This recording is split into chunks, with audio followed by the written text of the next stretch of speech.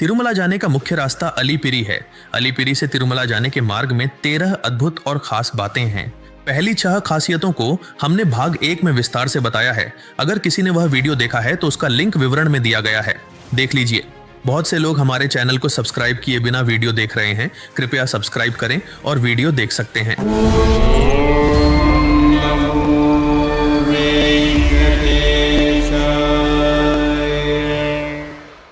7वें को पार करने के बाद थोड़ा आगे बढ़ेंगे तो हनुमान जी की मूर्ति दिखाई देती है। पहाड़ के नीचे स्थित गरुड़ की मूर्ति की तरह पहाड़ के बीच में हनुमान जी की मूर्ति होती है। उस मूर्ति को वहां स्थापित करने का एक कारण है। सन 1979 में किसी ने एक महिला की बहुत ही भयानक तरीके से हत्या कर दी थी। उस समय TDPO PVR के प्रसाद नामक व्यक्ति वहां थे। उन्होंने यह देखकर बहुत दुख महसूस किया। उस घटना के बाद डर के कारण कुछ भक्तों ने वहां आना बंद कर दिया। एक दिन जब वे तिरुमला पहाड़ी चढ़ रहे थे तो उन्होंने देखा कि भक्तगण धूप और बारिश में कितनी कठिनाइयां झेल रहे हैं। यह देखकर उन्होंने वहां शेल्टर आश्रय स्थल बनवाए। इसी तरह तोगु लक्ष्मण स्वामी नामक शिल्पकार से एक हनुमान की मूर्ति बनवाकर उसे पैदल मार्ग और सड़क मार्ग के बीच में स्थापित करवाया। इसे स्थापित करने का कारण भक्तों को साहस देना था और उस स्थान को जो एक महिला की हत्या के कारण अपवित्र हो गया था, हनुमान की मूर्ति की प्रतिष्ठा से फिर से पवित्रता प्रदान की गई। 8वें स्थान पर हमें नरसिंह स्वामी का मंदिर दिखाई देता है, जहां लक्ष्मी सहित नरसिंह स्वामी के दर्शन होते हैं। लोगों का मानना है कि वह स्थान लक्ष्मी देवी को बहुत प्रिय है। वहां दीवार पर देखने पर हमें कनकधारा स्तोत्र दिखाई देता है और जो भी वहां बैठकर कनकधारा स्तोत्र का पाठ करते हैं उन्हें लक्ष्मी देवी की कृपा प्राप्त होती है। एक और रोचक बात यह है कि वहां महाविष्णु लिंग स्वरूप में दर्शन देते हैं। 9वां स्थान है हमारे रास्ते में, जहां सड़क मार्ग मिलता है वहां एक घाटी दिखाई देती है जिसे अवचार कोना कहा जाता है। उस कोने के दृश्य बहुत सुंदर होते हैं। वहां तुम्बुरुवनम नामक स्थान है, जहां यह विश्वास है कि गंधर्व आकर संगीत वाद्य बजाते हैं। आज भी कहा जाता है कि पूर्णिमा के दिन वहां संगीत सुनाई देता है। इस स्थान का दैवीय संबंध कितना गहरा है यह हमें विशेष रूप से बताने की आवश्यकता नहीं है। 10वीं सीढ़ी के बाद हमें घंटा मंडप दिखाई देता है। चंद्रगिरी किले पर रामदेवराय नामक राजा शासन करता था। कहा जाता है कि वह स्वामी जी के प्रति अत्यंत भक्त था और श्रीवायर को नैवेद्य अर्पित करने के बाद ही भोजन करता था। हमें तिरुमला के बंगारू वाकिल के बाईं ओर एक घंटा मंडप दिखाई देता है और अलीपिरी सीढ़ी मार्ग पर भी एक है। स्वामी जी को नैवेद्य अर्पित करते समय वे घंटियां बजाई जाती थीं। उन घंटियों की ध्वनि जब अलीपिरी सीढ़ी मार्ग पर स्थित घंटा मंडप तक पहुंचती थी तो वहां की घंटियां भी अपने आप बज उठती थीं। उन घंटियों की ध्वनि तरंगे किले में स्थित जय घंटा से टकराकर गल्लुम जैसी आवाज करती थीं। कहते हैं कि राजा ने केवल उन आवाजों को सुनने के बाद ही भोजन किया था। ऐसा कहा जाता है कि इस घंटा मंडप को तंजावुर के राजा रघुनाथ ने मित्रता के प्रतीक के रूप में रामदेव राय को उपहार में दिया था। आज भी हम उस घंटा मंडप से चंद्रगिरी किला देख सकते हैं। 11वीं सीढ़ी से थोड़ा आगे बढ़ने पर बिना दरवाजों का एक छोटा मंदिर दिखाई देता है। उस मंदिर को अक्कगार मंदिर कहा जाता है। वहां हम 7 देवियों को देख सकते हैं। कहा जाता है कि वे 7 वेंकटेश्वर स्वामी की बहनें हैं और उन्हें बहुत गुस्सा आता है। उन्हें ही ग्राम देवता भी कहा जाता है।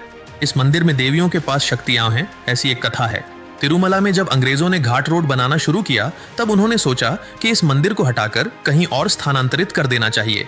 ब्रिटिश अधिकारियों को वहां के लोगों ने कितना भी समझाया, लेकिन उन्होंने नहीं सुना और उस मंदिर को नष्ट करने की कोशिश की। शुद्धि लेने वाले मंदिर को तोड़ने आए मजदूरों में से किसी ने धक्का दिया, जिससे वह पहाड़ियों में गिरकर मर गया। यह देखकर अंग्रेजों ने सोचा कि यह एक दुर्घटना थी और उन्होंने इसे नजरअंदाज कर फिर से मंदिर को तोड़कर वहां पुल बना दिया। लेकिन अगले दिन सुबह आकर देखा तो वह पुल गिर चुका था। फिर से पुल बनाया गया, लेकिन वह फिर से गिर गया। उन ब्रिटिश इंजीनियरों ने कितना भी सोचा, उन्हें इसका कोई समाधान नहीं मिला। आखिरकार जब उन्होंने एक पुजारी से पूछा तो उसने कहा कि देवी को शांत करने के लिए एक बलि देनी होगी। ऐसा ही अंग्रेजों ने किया, ऐसा कहा जाता है।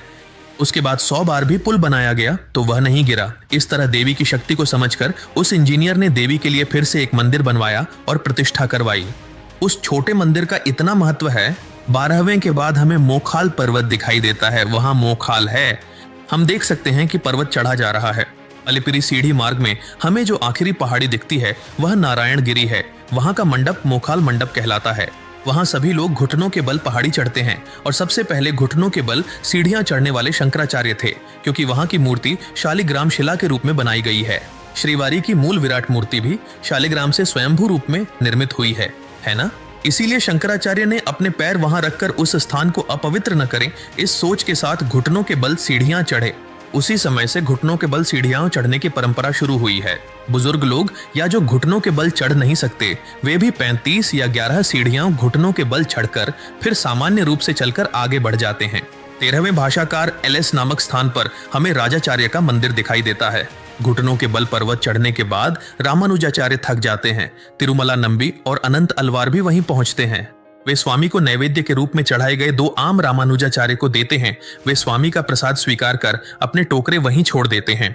वे टोकरे पेड़ों में बदल गए हैं और अब उस स्थान पर हमें बहुत सारे आम के पेड़ दिखाई देते हैं। उस स्थान पर रामानुजाचार्य द्वारा छोड़े गए टोकरे पेड़ों के रूप में बढ़ गए हैं, इसलिए उन्होंने वहीं विश्राम किया।